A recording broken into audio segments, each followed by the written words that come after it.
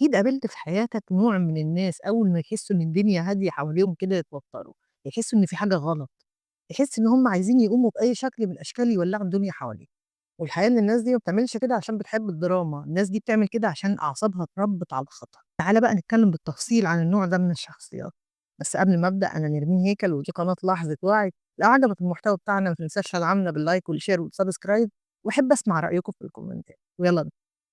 خلّينا كده نكون صُرحا مع بعض إن النوع ده موجود ومش هنعرف ننكره، الشخصيات اللي طول الوقت غضبانة، دايمًا حاسس إن الناس ضده، دايمًا حاسس إن أي حد بيقول حاجة حتى لو غلط قصده بيها، الإحساس ده دايمًا ملازمه في شغله، في علاقاته، ما عندوش مرحلة ممكن يهدى فيها، ما عندوش مكان كده بيحس إنه أهدى من أي مكان تاني، on fire 24/24 هتلاقي الناس اللي حواليه بتسميه شخص عصبي، شخص درامي، شخص ما عندوش سلام نفسي. بس يمكن حقيقته أعمق بكتير من المسميات اللي إحنا بنسميها، ده شخص مشكلته الحقيقية مش في شخصيته، ده مشكلته الحقيقية في جهازه العصبي، ودي حقيقة علمية مش مجرد كلام، الناس دي طول الوقت عايشة في حالة اسمها فرط الاستنفار العصبي، آه والله زي ما باقول لك كده أنا ما باكبّرش ولا باهوّل الموضوع، الناس دي طول الوقت أعصابها عايشة في حالة خطر حتى لو ما فيش خطر حقيقي، والغريب في الموضوع إن الناس دي ممكن تكون عايشة في بيتها في منتهى السلام النفسي في وسط ناس بتحبها حقيقي. بس جسمه من جوّاه مش مصدّق وحاسس بالخطر، الطبيعة دي بتخلّيه طول الوقت عايش في حالة استنفار،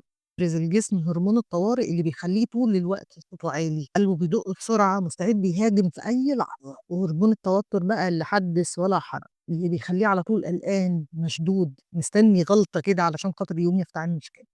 والمشكلة الحقيقية إن الطبيعي يعني إن الهرمونات دي ربنا خالقها بتفرز وقت الخطر.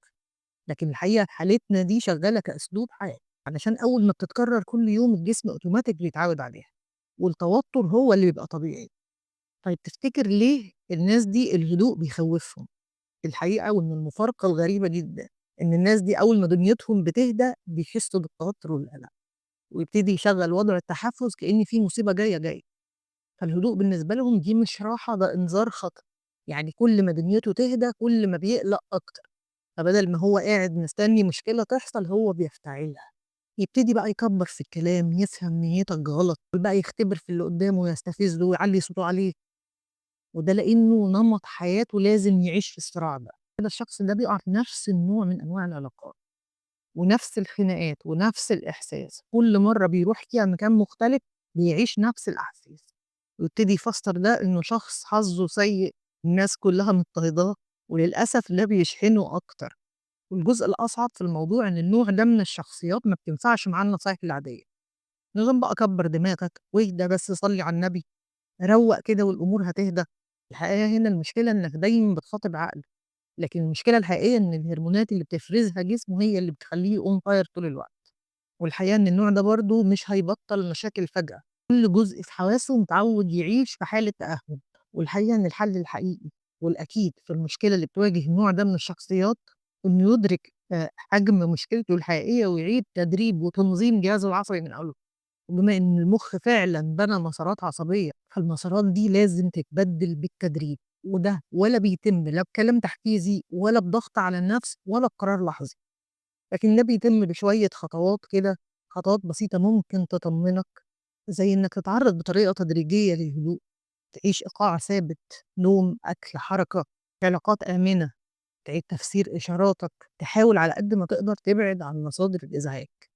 والحقيقة برضه إن إعادة برمجة المُخ مش حاجة صعبة، ومش هي اللي هتخلّيك تحس إنك بقيت إنسان جديد، إعادة برمجة المُخ الحقيقية هي تغيير الاستجابات اللي اتكوّنت جواك من غير ما تاخد بالك، الحاجات اللي اتنقشت جوانا وإحنا صغيرين وكانت استجابتنا وقتها بناءً على سلوكياتنا وعلى تصرفاتنا وعلى مفاهيمنا وقتها، إعادة برمجة المُخ هتفيدك أوي إنك تعيش بوعي جديد مش بنفس ردود فعلك القديمة.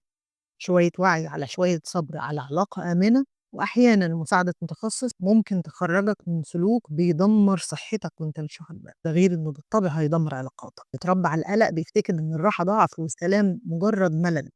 بس الحقيقة ان الراحة تدريب محتاج شجاعة ونتائجه مبهرة. أول ما تعيش يوم من غير مشكلة هتعرف معنى كلامي، هتعرف نتيجة كلامي على صحتك وعلى أعصابك أول ما جسمك يبتدي يستجيب للراحة. وصلت للجزء ده معانا، أتمنى لو عجبك المحتوى ما تنساش تدعمنا باللايك والشير والسبسكرايب. أنا نجم هيكل دي قناة لحظة وعي، وخليك فاكر دايما في لحظة بغير اللي بعدها. سلام عليكم.